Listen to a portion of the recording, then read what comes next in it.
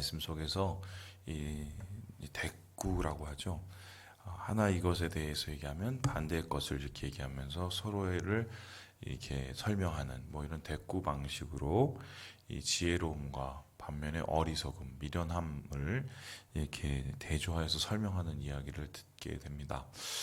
그런데 이런 이야기들 이제 우리가 거의 한 달 가까이 이 잠언을 봤기 때문에 비슷비슷한 얘기들이 반복되어 가는 것을 보게 됩니다. 뭐 이런 말은 왜 굳이 뭐 성경이 66권 뭐 이렇게 이뭐 많지도 않은 책에 왜 반복해서 썼겠습니까?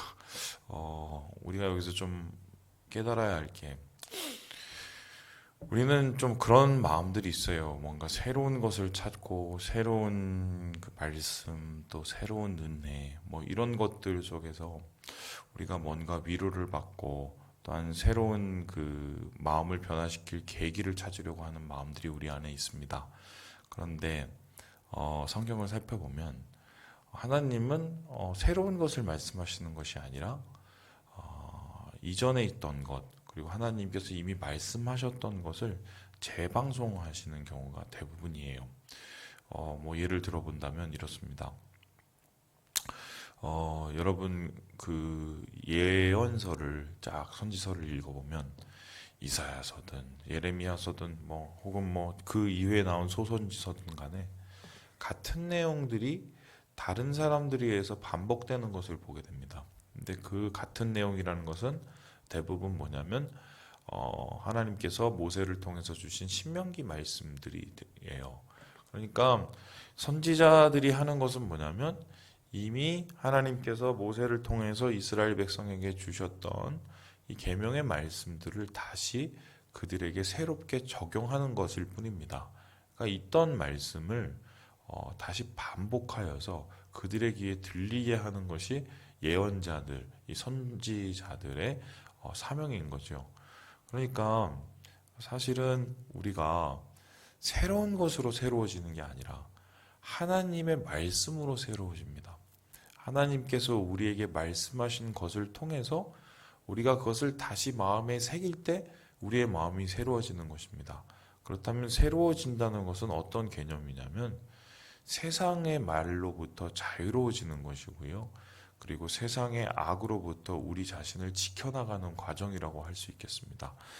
그런 의미에서 오늘 잠언서 14장에 반복되는 여러 지혜로운 자의 이야기 혹은 어리석은 자의 나쁜 행위들을 반복하는 것을 본다면 이 반복을 통한 이 아들을 교육하는 아비의 마음, 그의 영혼을 새롭게 깨워서 주님 안에 머물게 만들고 그리고 세상의 말들로부터 그의 영혼을 지키려는 이 잠언 기자의 노력을 우리가 볼 수 있게 됩니다.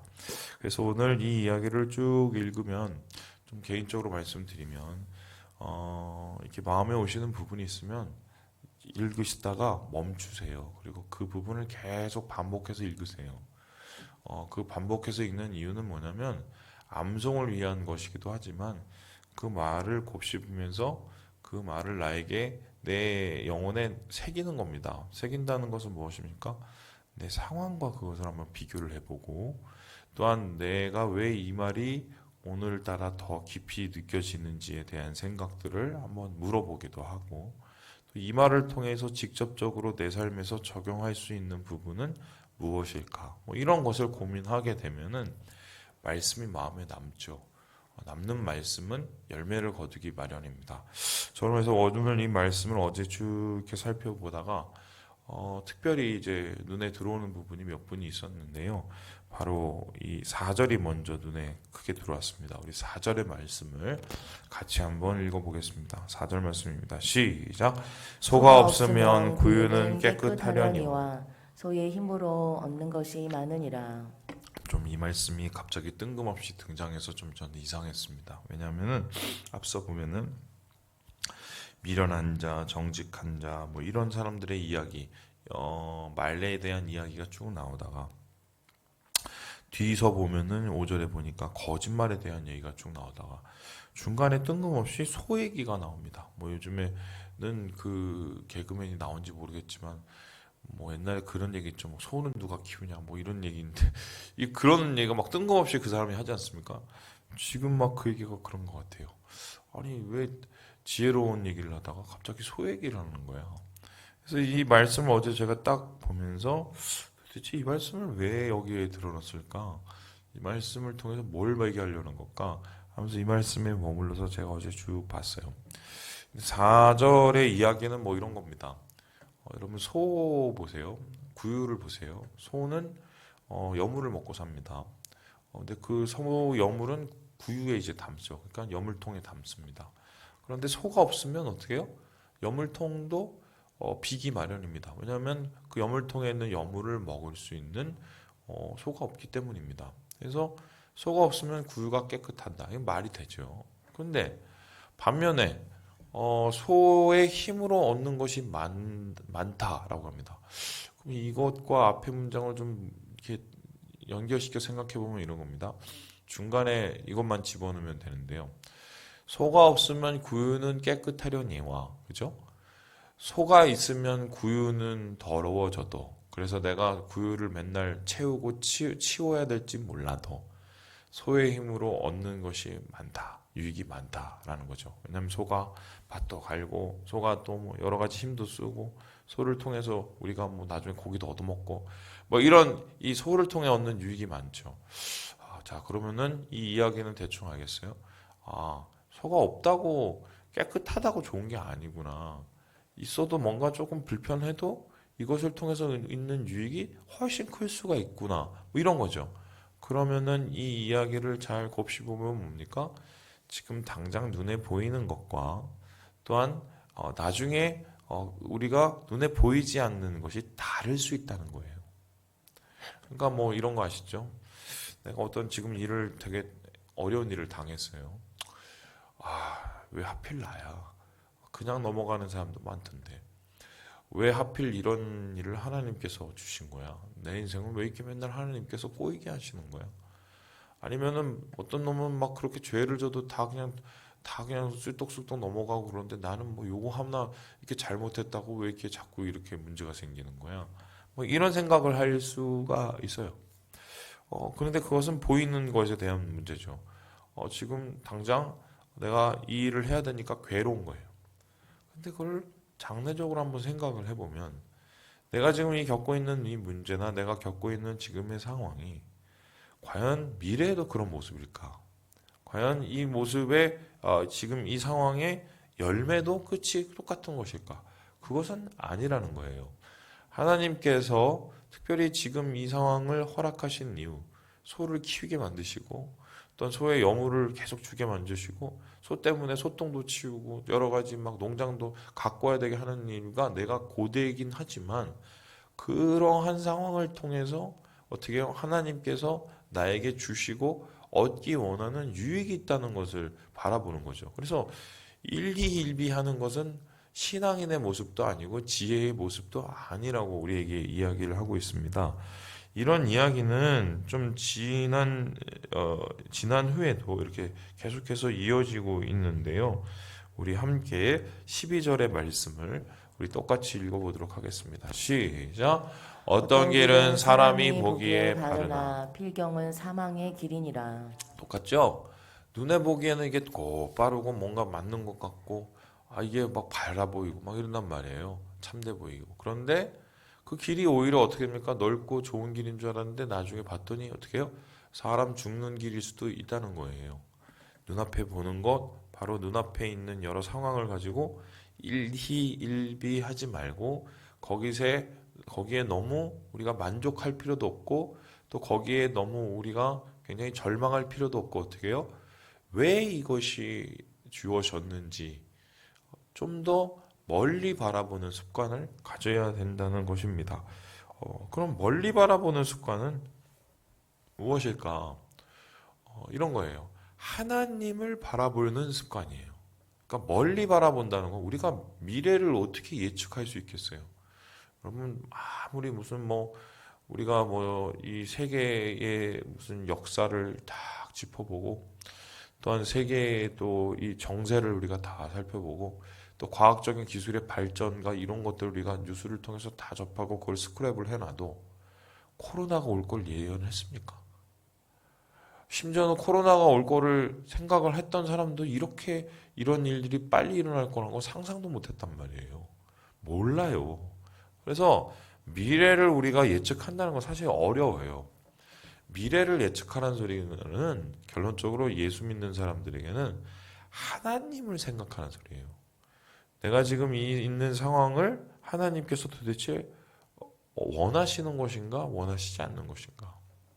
또한 내가 이러한 일을 지금 당하고 있는 이유가 하나님께서 나에게 어떤 것을 변화시키고 어떤 것을 만들어가기 위해서 주신 것인가. 이런 것들을 자꾸 하나님께 대입해서 생각하고 하나님께 대입해서 물어간다면, 여쭤간다면 지금 있는 이 상황에 대한 막연한 절망, 막연한 만족이 아니라 좀 겸손하게 되고 그 겸손을 통해서 우리의 미래에 대한 소망을 갖게 된다는 것이 오늘 이야기에 계속되는 이야기죠. 그래서 그 다음 절도 똑같은데요. 우리 13절의 말씀을 같이 한번 읽어봅니다. 시작. 웃을 때에도 마음에 슬픔이 있고 즐거움의 끝에도 근심이 있느니라. 예, 일희일비하지 말라는 소리가 바로 이 얘기죠. 그래서 보이는 게 전부가 아니라고 얘기를 합니다. 그렇다면 보이는 게 전부가 아닌 상황에서 우리가 무엇을 어떻게 해야 되겠는가? 이에 대한 이야기들이 계속해서 이어지는데요. 우리 함께 14절의 말씀을 읽어보도록 합니다. 시작. 마음이 굽은 자는 자기 행위로 보응이 가득하겠고 선한 사람도 자기의 행위로 그러하리라. 일희일비하지 말고 하나님을 대입해서 내 자신의 삶을 돌아볼 때에 우리가 마음이 굽은 자처럼 그냥 눈앞의 것 때문에 그 이익을 탐하려고 한마디로 의를 버리고 덕을 버리고 살아가는 것이 아니라 선한 길, 하나님께서 주시는 그 길을 가기 위해서 우리가 노력을 해야 된다. 그렇다면 당장에 내가 그 소출과 그 수확을 거두지 못하더라도 하나님께서는 이러한 우리의 행동과 모습을 통하여서 훗날 하나님께서 우리를 갚아주신다. 우리에게 갚아주신다. 이렇게 이야기를 하고 있습니다. 그래서 우리의 길은 주님이 원하시는 선한 길로 가도록 계속해서 반복적으로 살펴봐야 돼요.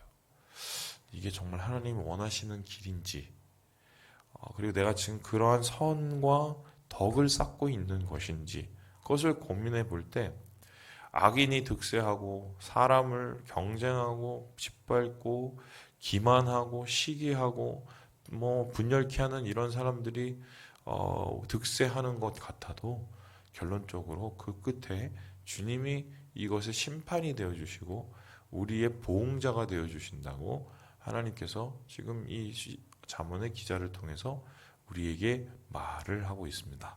이러한 말 끝에 또 우리에게 들리는 좀 이야기가 있지요. 우리 함께 17절의 이야기를 같이 한번 읽어보도록 하겠습니다. 17절입니다. 시작. 노하기를 속히 하는 자는 어리석은 일을 행하고 악한 계교를 꾀하는 자는 미움을 받느니라. 한마디로 또 우리 잠언 기자가 우리에게 뭐라고 얘기했습니까? 성내는 것은 좀 늦게 낼수록 좋다. 안 내면 제일 좋은데 안 내기가 쉽지를 않으니까 늦게 낼수록 좋다. 여러분 그 분을 낸다, 소원을 낸다, 열나는 거죠. 생각을 해보세요. 열나는 거를 한꺼번에 에너지를 모아서 그 열내는 걸 빵 터트려 버리면 그거는 폭탄이 됩니다. 폭탄, 그죠? 그래서 여러분 그 지금 북한에서 가지고 있는 그 핵폭탄이라는 것이 결론적으로 뭡니까? 이 불안정한 그 원소들, 핵 이런 거 한마디로 이렇게 웅축해 놨다가 한꺼번에 자극을 줘서 빵 터트리는 거예요. 이 분열을 시켜갖고 빵 터트리는 게 이게 핵 분열을 통한 핵 폭탄이죠. 그런데 이런 똑같은 원리를 조절을 하게 되면 어떻게 됩니까? 원자력 발전소가 됩니다. 그죠? 속히 이렇게 막 분출하는 것이 아니라 조금씩 그리고 조절할 수 있을 정도의 것으로 에너지를 방출하게 되면, 물론 원자력 발전소가 좀 좋다는 소리는 아니에요. 근데 이것이 그래도 실생활에 도움이 될 수 있는 전기를 만드는 일이 된단 말입니다. 터빈을 돌려서요. 마찬가지로 우리 안에 뭔가 분노가 있다는 소리는 에너지가 많다는 소리예요. 그래서요, 주변에 있는 분들 중에 승질을 잘 내시는 분이 있죠. 이분들은 에너지가 많은 겁니다. 제 말이 맞나 틀리나 봐요. 그분한테 일 한번 시켜보세요. 그럼 엄청 잘해요. 그래서 에너지가 많다는 소리예요. 그럼 그분의 그거는 어떻게 해요? 굉장히 좋은 장점이죠. 그럼 몸이 안 좋으면 승질 내려고 해도 힘도 없어서 내지도 못해요. 예. 근데 중요한 것은 뭐냐면 그걸 조절할 수 있는 능력이거든요.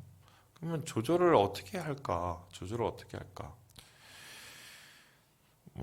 여러 방법이 있죠. 그 심리학적으로 상담학적으로 얘기를 하면은 심호흡을 하라. 깊은 심호흡. 막 승질이 나고 화가 나면 깊은 심호흡을 하라. 뭐 이런 얘기도 있고. 또 우리 뭐 이쪽에서 보면은 항상 뭔가를 얘기하고 항상 뭔가를 하기 전에는 기도를 해라. 이렇게 얘기합니다. 기도하고 그것을 통해서 좀 걸은 다음에 잠시 분노에 대한 그 폭발적인 분노를 잠시 좀 멈춰놓은 다음에 그 다음에 얘기를 해도 늦지 않는 거죠. 그런데 항상 마음속에서 어떤 마음이 우리를 괴롭힙니까? 내가 이건 짚고 넘어가야겠어. 내가 이거는 무조건 말하고 말겠어. 이런 생각들이 마음속에 있으면 그 분노는 절대로 사라지지 않습니다. 그 분노가 심지어는 그런 분노를 누군가에게 풀고 누군가에게 막 던져내도 그게 풀리지가 않아요. 다시 나에게 돌아와요. 제가 이 산 증인이에요. 산 증인. 그리고 심지어 그러한 이 분노를 통해서 내뱉어진 말 때문에 나중에 그거 주워 담기도 정말 힘들고요. 그리고 주워 담더라도요, 그런 것들이 내 마음속에 상처로 남아서요, 그 상처 때문에 내 행동이 제약이 되는 경우가 허다합니다. 그래서 분을 내어도 우리가 일단 속히 내는 것은 우리가 굉장히 지양해야겠다. 그리고 분을 내어도 어떻게 해요? 이것이 마무리를 잘해야 돼요. 해가 넘어가지 않도록. 예? 그날의 분노는 그날에 해결한다는 것이 막 빵 터트리는 소리가 아니죠. 그것을 통해서 우리가 어떻게 해요? 뭔가 마무리를 할 수 있는 뭐 이런 것들을 우리가 해나갈 때 우리의 영혼이 죄 짓는 것을 기회가 이제 줄어들게 되는 거죠. 그래서 주님께서도 말씀하시기를 해가 넘도록 분을 품지 말라고 얘기하신 뭐 이 얘기가 같은 뭐 일망의 얘기입니다. 예, 그리고 뭐 이러한 여러 가지 끝에서 오늘 이야기의 마지막이 19절에 이렇게 끝나는데요. 우리 읽고 마무리해 보도록 하겠습니다. 시작. 악인은 선인 앞에 엎드리고 불의한 자는 의인의 문에 엎드리니라. 저는 오늘 이 말씀 보면서 17절과 함께 이 말씀을 한번 읽어봤더니 갑자기 떠오르는 사람이 한 사람이 있었습니다. 그게 누구냐? 바로 요셉이라는 사람이었어요. 요셉을 생각해 보세요. 그의 형님이 요셉을 죽이려다가 갔다가 저기 미디안 상인들한테 판 이유는 뭐야? 승질나서. 그 승질을 참지 못해서 아버지에 대한 분노를 자기 동생한테 푼 거죠. 그죠? 그래서 요셉이 정말 죽을 고생을 다 하고 나중에 총리가 되었을 때 똑같이 돌려줄 수 있는, 복수할 수 있는 기회가 왔단 말입니다.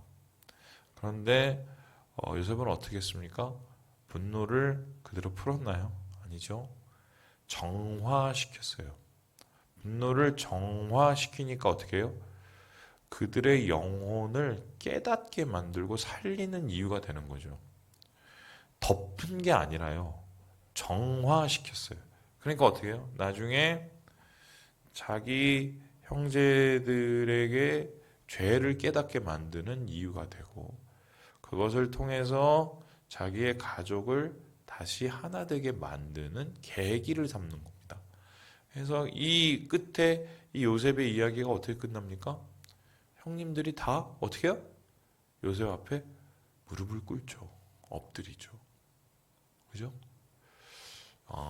여러분 오늘 뭐 주저리 뭐 이런 거 저런 거 얘기했지만 일희일비 하지 마시고 주님을 우리의 삶에 대입시키시고 그리고 우리 안에 있는 분노가 우리를 다스리는 것을 막아내요. 하나님의 복을 다 받으시는 우리 사랑하는 우리 형제 자매들 되시길 주님의 이름으로 축원합니다.